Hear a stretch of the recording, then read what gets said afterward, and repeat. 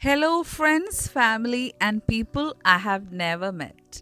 Welcome back to my YouTube channel to watch Life Without a Mother series. This is a part 5 of this continuous series of videos on this subject. If you haven't watched the previous parts, kindly go to my channel and click on Playlist tab and open Life Without a Mother series section. Watch it and come back to this video to not miss the continuous concept. Thank you for your wonderful feedbacks. Keep it coming as it will encourage me so much. I would like to give credit to Holy Spirit who downloaded these insights into me in November 2017. These insights answered many of my lifelong questions. It helped me to understand myself and others better. Thereby, I was able to help many who are going through similar mental turmoil. Disclaimer: I'm not a psychological expert.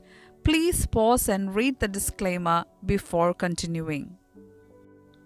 Like I said, these videos will help to heal your mental, physical, emotional, and spiritual needs. You might need to watch it more than one time if it sounds a bit alien to you at first. The matter in this video is compiled by my personal experiences, from the influence of some friends in my life, from the inner voice of Holy Spirit, reading the Holy Bible, and some research since 2017. This will give you knowledge and insight into deep-rooted issues in your soul. If you can understand this, it will change your entire life. Don't forget to give me a feedback. I would love to hear from you. I know this video is not for everyone. I'm explaining each problem because I will be explaining a solution to each of this problem in the following parts of this series. I'm so happy to conclude the unspoken dark side of motherlessness. It was hard to meditate on these things. My brain is doing a happy dance right now, thanking me for relieving it from the stress until we start the next session of this series, which will be indescribable bright side of hope in motherlessness through steps of healing. So far, we discussed childhood grief and overwhelming feeling of lack in self-pity in part 1, lack of maternal attachment in part 2, started psychosocial adjustment of a motherless child in part 3, concluding psychosocial adjustments of a motherless child in part 4, where we discussed the first function of a mother, which is role model. Under the heading role model, we discussed our identity in part 4. We will discuss communication skill under the same function in part 5 and move on to other functions of a mother in this part, that is, advocate, anger, and filter. I personally feel this particular part will help those who have gone through emotional abuse. So let's jump in. Let's move on to the next big heading, which is communication skill in psychosocial development of a motherless child. It is divided into verbal and non-verbal communication. Verbal communication comprises of oral communication, communication through expressions and actions. A very important factor in maternal communication is the attunement between a mother and child. During the first few years of a child's life, the ability of mother to attune to the needs of an infant is crucial in developing building blocks of communication in a child. It teaches the child to connect to others, build relationships, and feel safe and secure in the world. The process helps the infant to perceive things in the way the mother perceives. Lack of attuning between parent and child results in inability of the child to understand verbal and non-verbal cues of social interaction due to unfamiliarity with social norms and ignorance of how it will be perceived by others, resulting in unfiltered words and emotions, ignorant of when to talk, how to talk, what to talk, when to remain silent, etc.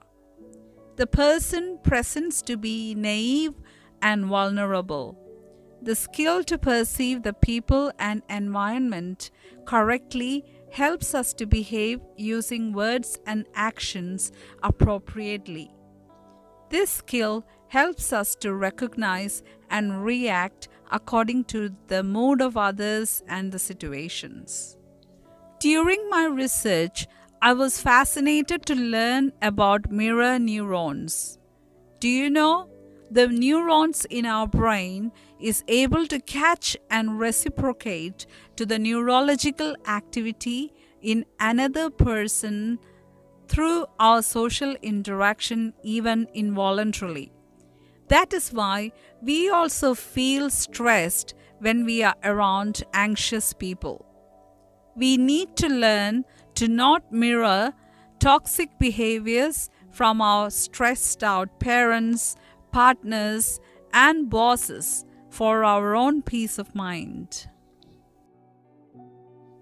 A kid who was raised through unhealthy or absence in parenting have to pay big prices for the ignorance in social interaction. The lack of social intelligence, the inability to master social tactics or trickery to adjust in a social group, the inability to understand non-verbal implications in communication because only able to recognize everything in face value results in these kids to be naive and vulnerable in a masked world.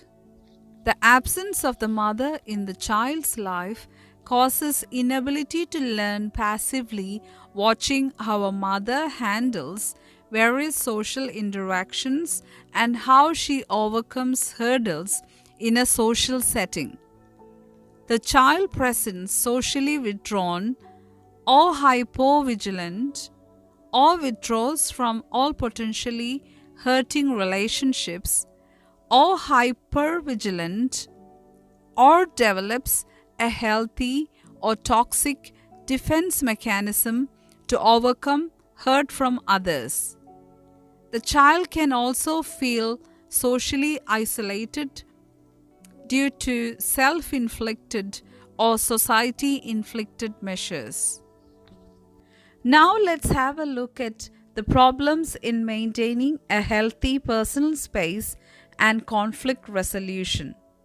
First, personal space. Ignorance in maintaining personal space and wrong perception of people and circumstances puts a child in so many dangers. If not corrected early, this trait follows the child to adulthood. Clinginess to the wrong person is dangerous. Kids do this when they are afraid to let go of a toxic relationship because of already going through the pain of losing a mother or other traumas. Motherless kids doesn't know how to say stop and maintain a healthy personal space. The inability to run from abuse and bullying results in the child having to face abuse from strangers or own family members, especially those who think abuse and violence is normal, that is part of life, due to prolonged exposure to it from childhood. Habitual abusers tend to take advantage of the child's helplessness, and thus the child gets abused due to lack of a protector being around. The child also fears to express from fear of being misjudged. The battle is in the mind. Have you heard of gaslighting? It can be done by anyone, your friend, your authority, parent, or partner who is an emotional abuser who tries to control a victim by twisting their sense of reality through words or actions. It's easier to gaslight a person whose identity is not anchored, or somebody who's ignorant of emotional grounding. They can be easily manipulated and emotionally abused. When they react unable to tolerate the manipulation, flight and fight response is triggered. An emotional outburst or inburst happens due to learned response, and the communication with the abuser is not effective to stop this behavior. This leads the victim to believe they are wrong because of lack of ego growth and lack of being anchored by self-identity. Further confusion in own identity happens, drowning in guilt and self-accusation, blaming the past and cursing the future, further leads to believing there is no hope. Mind plunges into pit of darkness. This really tests the mind to remain intact. How to find the light? We will discuss this in part 5 of the series. A major factor of ego growth through social interaction with our parents is trust. Trust between a parent and child forms the integrity and character of a child. Trust from a parent to child takes years to build and moments to shatter. A previously hurt child will not trust easily.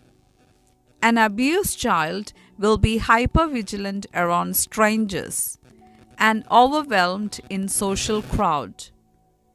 Abused or hurt motherless kids feel they have to protect and defend themselves, thus growing up to be in a defensive mode. Independent, rebellious, rarely trust people, or can be emotionally distant or overly clingy to people.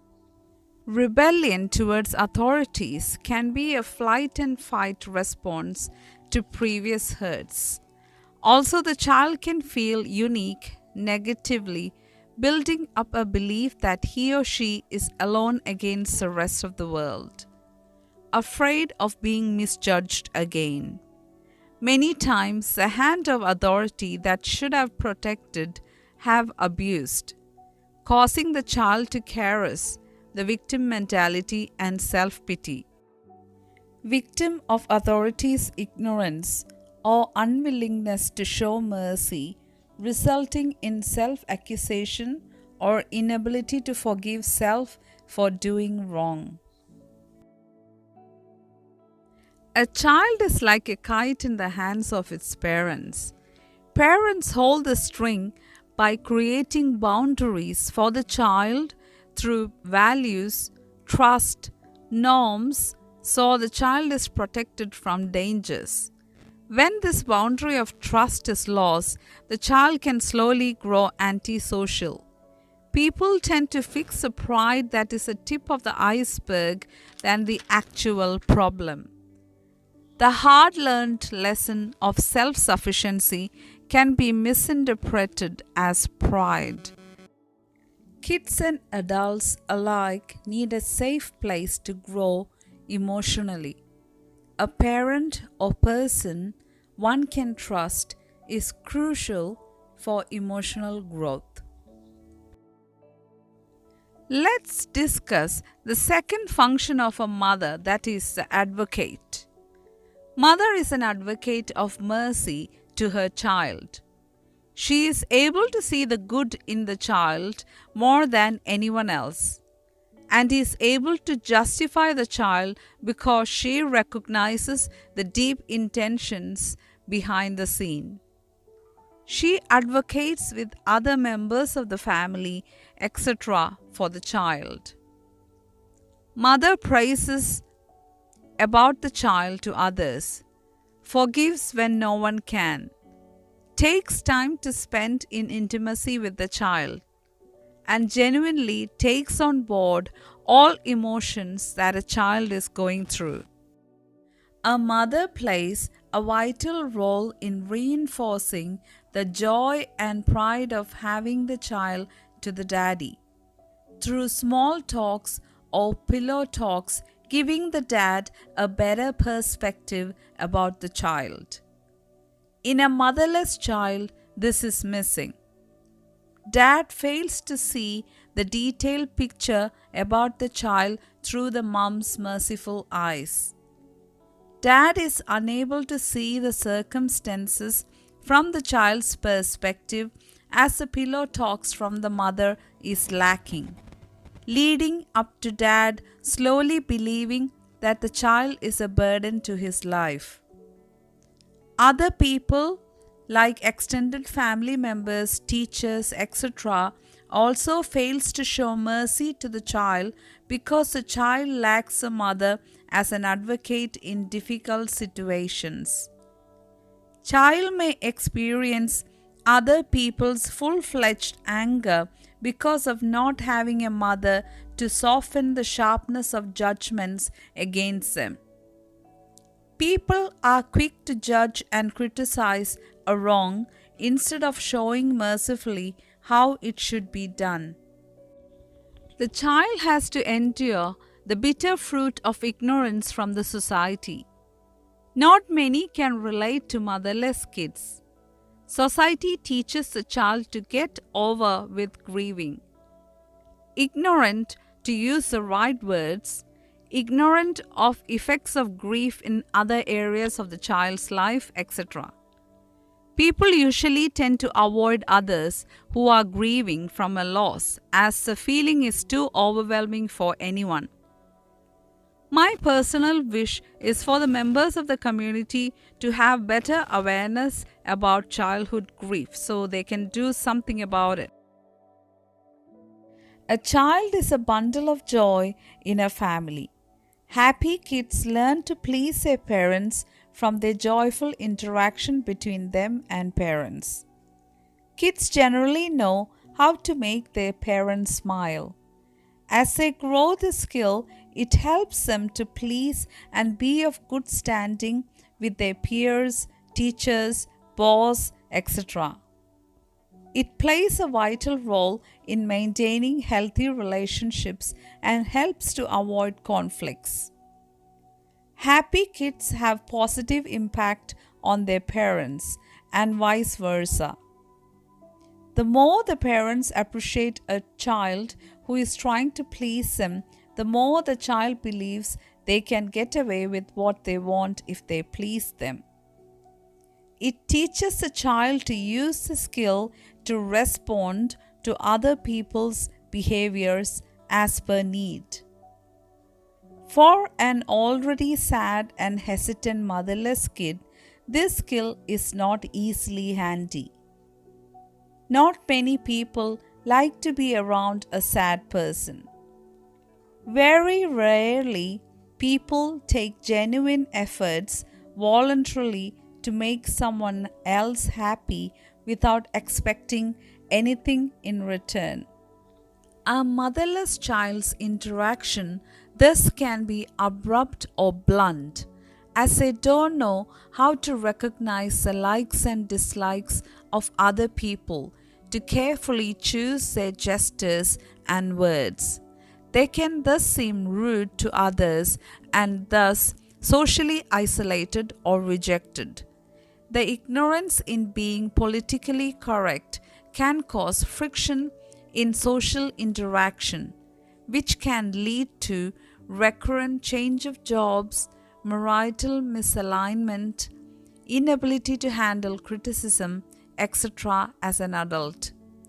This can be because they don't know how to please others. Social intelligence plays a role in this. On behalf of all the sad motherless kids, I would like to ask sorry to our carers, dads, and stepmoms for not making you happy. Let's move on to third function of a mother, that is anchor. An anchor is used to secure a ship to the sandbed in a body of water to prevent it from drifting due to wind or current. Just like that, our mother is an anchor for our soul. Love language of a hurt child is different to others.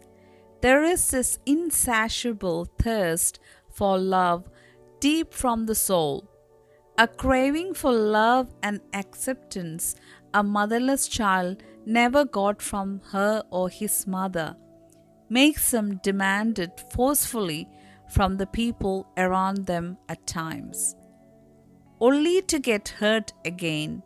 One of the hardest lessons a motherless child has to learn is to stop expecting from people to fill the emptiness. The child tests the love from their caregivers, friends, partners by testing their love. This drains these people who care for them, provoking them enough to end in abuse. As a child demands so much and presence very confronting. Expecting from people again and again leads to more mental and emotional trauma and rejection. What the child is thinking is that so much have been taken away from them and thinks they deserve a supernatural love. A love that fills all that emptiness, only to realize they keep failing and getting hurt again and again. The people they are demanding it from does not know how to give it. People can only give what they have. I repeat, people can only give what they have. Many people around us are already running on empty. They are ignorant of how to give and receive love. Rejection hurts deep, threatening the belief system in sense of self of a person. Everyone wants validation and approval. In psychology, Maslow's hierarchy of needs depicts our basic psychosocial needs. In physiology, safety, social, ego, and self-actualization. You can pause and have a look. As per neuroscience, social rejection and physical pain triggers the same part of the brain, causing similar effects in our body. That is pain. Flight and fight response is activated when we experience rejection in a relationship. The inner urge to win and protect our ego is inbuilt in everyone. Healthy ego growth helps us to respond to rejection mindfully instead of emotional reaction, outburst, or inburst. A child's ego grows healthy and anchored in the presence of a loving mother. When we know we have a comforter and protector, we feel secure. Insecurity has no place when there is a strong, loving, caring mother. Not many people understand what the child is going through. That makes it very important for the children who grow up without a mother have to find people who have gone through similar experiences. Like I mentioned before, repeated rejection hurts the ego and self-esteem. It breaks the spirit of a person. good friends and family keep us sane. Do not forget to ask help from the right people. Personally, for me, my healing taught me we receive more when we give. I will discuss more of this in Steps of Healing parts of this series. Motherless kids have problems in conflict resolution management, ignorance in caring for others, ignorance in communicating in a relationship. If they learn strategies of resilience, they can excel in these matters.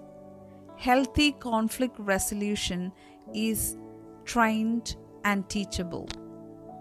There are so many flaws in normal parenting.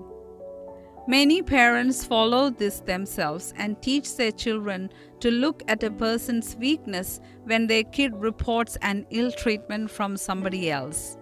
A strategy to feel better about our own ego by degrading the other person in our mind. This thinking might make us feel better for some time. It might follow us into the adulthood. Thinking about another person's weakness when they hurt our ego and meditating on it until we feel better is not a cure. Kids learn the virtue of forgiveness from their parents by watching them how they are forgiving others, how they talk to and talk about people they don't agree with. Resilience is like jumping on a trampoline. Resilience is the ability to bounce back from stress, from adversity, from failure, challenges, or even trauma. Resilient kids take healthy risks because they don't fear falling short of expectations. Here is a resilient cycle you can have a look. That takes us to the last function of a mother, that is a filter. Mother is a filter of our perception, understanding, processing of information, and communication. Mothers teach us our brains to put a filter in between our thoughts, our words, our emotions, etc.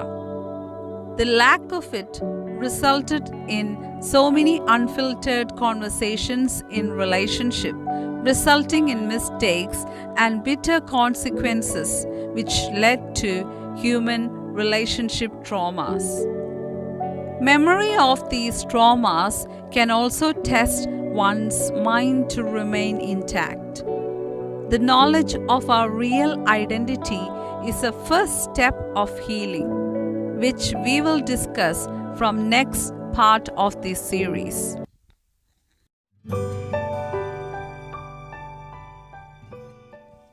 That concludes part 4, the unspoken dark side of motherlessness of this series.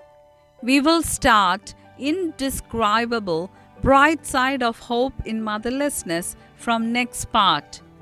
If we don't take the steps of healing for ourselves, no one else is going to do it for us. Time has now come to step up and take responsibility for our own healing. I would like to add, no parents can ever be perfect. I made the dark side of motherlessness with one main intention. Unless you know the darkness of the dark you have gone through, how will you know the brightness of the light you have received? Let that sink in. Remember to catch up the previous parts of the series in my YouTube channel.